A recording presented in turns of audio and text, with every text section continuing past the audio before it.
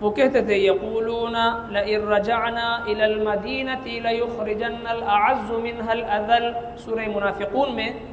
اللہ رب کائنات نے جو منافق لوگ تھے ان کی منافقت کی ایک بڑی وجہ یہ بیان فرمائی کہ یہ منافقین جب آپس میں بیٹھتے ہیں تو مخلصین صحابہ کرام، مہاجرین صحابہ کرام، جنہوں نے دین اسلام کی سربلندی کے لیے آقا دو جہاں صلی اللہ علیہ وسلم کے ایک اشارے پر اپنی تن من دن قربان کر کے جنہوں نے ہجرت کی، گھر بار چھوڑے اور بیوی بچوں کو چھوڑا، اپنی مال دولت جائیداد تمام چیزوں کو قربان کر کے وہ مکہ معظمہ سے مدینہ منورہ کی طرف انہوں نے ہجرت کی، اور جب بے سر و سامانی کی حالت میں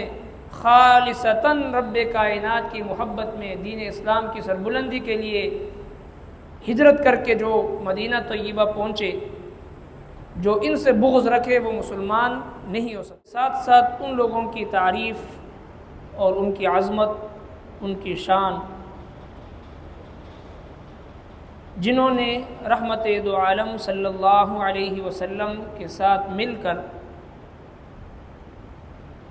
ان مشکل حالات میں میدان جہاد میں اتر کر اللہ رب کائنات کے دین کی سربلندی کے لیے اپنی جان مال دولت تمام چیزیں قربان کی، ان کی تعریف فرمائی، اور ساتھ ساتھ سابقون اولون مہاجرین انصار والذین اتبعوہم بإحسان فرما کر کہ پہلے ایمان لانے والے مہاجرین اور جو ہجرت کر کے جن کے پاس آئے مدینہ منورہ کے رہنے والے انصار، اور قیامت تک آنے والے ان سے محبت کرنے والے، عقیدت رکھنے والے، اتباع کرنے والے، ان کے نقش قدم پر چلنے والے جتنے بھی صحابہ کرام کے فرمانبردار اور تابعدار لوگ ہوں گے، اللہ رب کائنات نے سب کے لیے جنت کا وعدہ فرمایا کہ یہ لوگ کامیاب ہیں، اور ان کے لیے بشارت ارشاد فرمائی۔ اور ساتھ ساتھ اب اس آیت مبارکہ میں نبی کریم صلی اللہ علیہ وسلم کو ان منافقین کے بارے میں اللہ رب کائنات ارشاد فرماتے ہیں کہ مدینہ منورہ کے اطراف میں بھی اب بھی منافقین موجود ہیں جو کہ دیہاتی ہیں، دیہات کے رہنے والے ہیں، اور اسی طرح مدینہ منورہ کے اندر بھی ایسے لوگ موجود ہیں جو منافق ہیں۔ اے پیغمبر صلی اللہ علیہ وسلم، آپ ان کو نہیں جانتے، ہم جانتے ہیں، اور ہم ان منافقین کو دگنا عذاب دیں گے دنیا میں، اور اس کے بعد آخرت میں ان کے لیے عذاب عظیم ہے۔ فرماتے ہیں وَمِمَّنْ حَوْلَكُمْ، اور بعض ان میں سے جو تمہارے آس پاس ہیں، من الاعرابی دیہاتیوں میں سے منافقون منافق ہیں، وَمِنْ أَهْلِ الْمَدِينَةِ، اور بعض اہل مدینہ میں سے بھی مرضوا، جو جمع ہوئے ہیں، علی النفاق، نفاق پر، لا تعلمهم، آپ تو انہیں نہیں جانتے، نحن نعلمهم، ہم ہی انہیں جانتے ہیں، سنعذبهم، جلد ہم انہیں عذاب دیں گے، مرتین، 2 دفعہ، ثم یردون، پھر وہ لٹائے جائیں گے، الی عذاب عظیم، بڑے عذاب کی طرف۔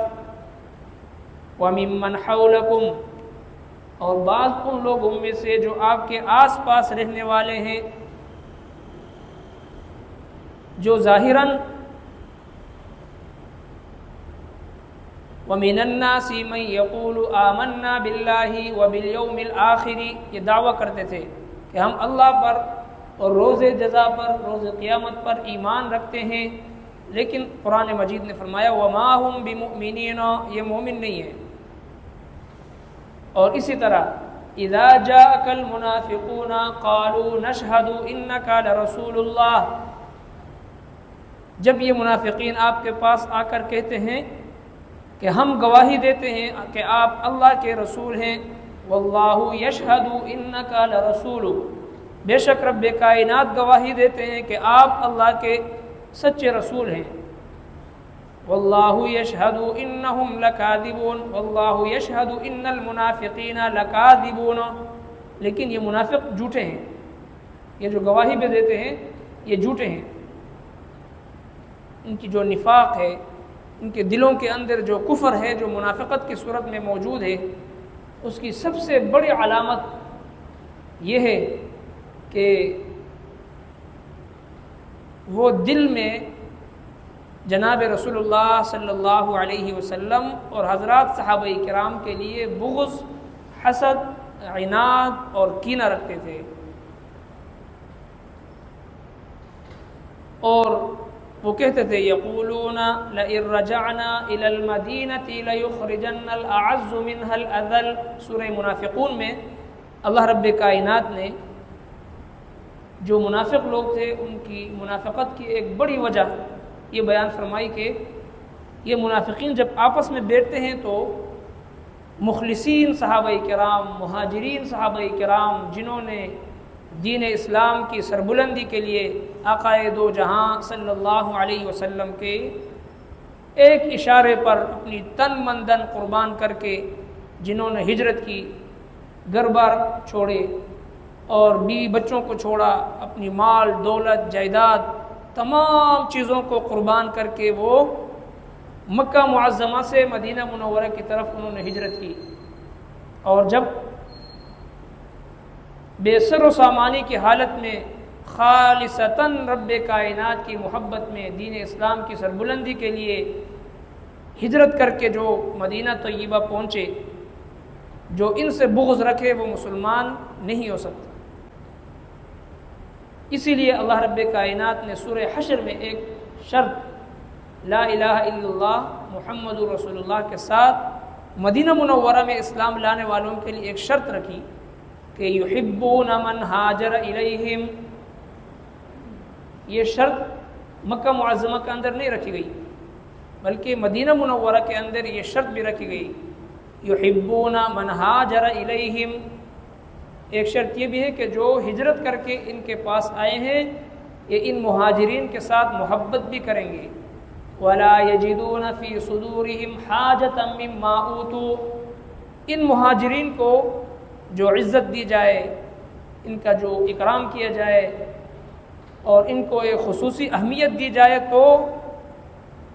یہ نئے ایمان لانے والوں کو تکلیف نہ ہو، ان کو خوشی ہو۔ یہ ایمان کی علامت اللہ تبارک و تعالی ارشاد فرماتے ہیں وَمِنْ أَهْلِ الْمَدِينَةِ مَرَدُوا عَلَى النِّفَاقِ، اہل مدینہ میں سے بھی بعض ایسے ہیں مَرَدُوا عَلَى النِّفَاقِ جو جمع ہوئے ہیں نفاق پر، لا تعلمهم آپ تو انہیں نہیں جانتے، نحن نعلمهم ہم ہی انہیں جانتے ہیں۔ نبی کریم صلی اللہ علیہ وسلم کو رب کائنات فرماتے ہیں کہ میرے محبوب پیغمبر ان منافقین کی نفاق کو آپ نہیں جانتے، ہم جانتے ہیں، کیونکہ انبیاء کرام کے پاس علم غیب نہیں ہوتا۔ علم غیب خاصہ خداوندی ہے، اللہ سبحانہ و تعالیٰ کے سوا علم غیب کسی کے پاس نہیں۔ ایک اخبار غیب ہے، غیب کی خبریں بتانا۔ اللہ سبحانہ و تعالیٰ انبیاء کرام کے پاس اخبار غیب بھیجتے ہیں، غیب کی خبریں بھیجتے ہیں، جیسے رحمت دو عالم صلی اللہ علیہ وسلم نے قرب قیامت اور قیامت تک آنے والے جتنے حالات ہیں ان کے بارے میں، جتنے فتنے آنے والے ہیں ان کے بارے میں، جتنی آزمائشیں اور مشکلات آنے والی ہیں ان کے بارے میں اللہ تبارک و تعالیٰ کی دی ہوئی علم میں سے، اخبار میں سے وہ باتیں امت کو بتلا دی۔ اس کو اخبار غیب کہتے ہیں، علم غیب نہیں کہتے۔ علم غیب خاصہ خداوندی ہے۔ اس آیت مبارکہ سے پتہ چلتا ہے کہ پیغمبر کے پاس بھی علم غیب نہیں ہوتا، علم غیب سوائے اللہ رب کائنات کے کسی اور کے پاس نہیں۔ جب اللہ کے محبوب پیغمبر امام الانبیاء امام الاولین امام الآخرین سید الاولین سید الآخرین رحمت للعالمین پیغمبر کے پاس علم غیب نہیں، تو 1400 سال بعد کسی انسان کے پاس علم غیب کیسے ہو سکتا ہے؟ غیب کی خبریں کیسے بتا سکتا ہے؟ اسی لیے ہر مسلمان کو چاہیے کہ اپنے عقیدے کی اصلاح کرے۔ علم غیب صفت خداوندی ہے۔ آج مسلمانوں کا ایک بہت بڑا طبقہ اس وجہ سے بھی وہ گمراہ ہو چکے ہیں کہ رب کائنات کی جو صفات خداوندی ہے وہ مخلوق کے اندر تلاش کرتے ہیں۔ اس لیے فرماتے ہیں کہ ہو جس میں عبادت کا دھوکا، ہو جس میں عبادت کا دھوکا، مخلوق کی وہ تعظیم نہ کر، جو خاص خدا کا حصہ ہے بندوں میں اسے تقسیم نہ کر۔ ہر جگہ موجود ہونا، حاجت روا ہونا، مشکل کشا ہونا، علم غیب سے باخبر ہونا اور ہر جگہ سننا، ہر جگہ مدد کرنا، یہ صرف اور صرف اللہ تبارک و تعالیٰ کی صفت ہے، بندوں میں یہ صفت نہیں ہے۔ اللہ جل شانہ ان منافقین کے علامات ذکر فرماتے ہیں اور ان کے لیے دگنا عذاب ارشاد فرماتے ہیں، سنعذبہم مرتین، ان کے لیے دگنا عذاب ہے۔ ایک یہ کہ وہ منافق تھے، اور دوسری وجہ یہ کہ وہ نبی کریم صلی اللہ علیہ وسلم کے صحبت میں رہ کر بھی انہوں نے منافقت نہیں چھوڑی، اس وجہ سے ان کو دگنا عذاب ہے۔ اور وہ پیغمبر دو جہاں کی صحبت، جو بندہ اخلاص کے ساتھ امام الانبیاء صلی اللہ علیہ وسلم کے چہرہ اطہر پر اس کی نظر پڑے اور لا الہ الا اللہ محمد رسول اللہ کی گواہی دے اخلاص کے ساتھ، تو قیامت تک آنے والے غوث، قطب، ابدال، اولیاء، اتقیاء، ازکیاء، اغنیاء، محدثین، مفکرین، محققین، جتنے بڑے بڑے لوگ آئیں وہ اس شخص کے مقام کو نہیں پہنچ سکتے جو شخص امام الانبیاء صلی اللہ علیہ وسلم کے چہرہ انور کو دیکھ کر کلمہ پڑھ لے، یعنی مقام صحابیت اس کو مل جائے۔ مقام صحابیت اتنا بڑا مقام ہے، اتنی بڑی فضیلت ہے کہ جس شخص کو یہ فضیلت مل جائے تو دنیا کے تمام اولیاء، اتقیاء، فقہاء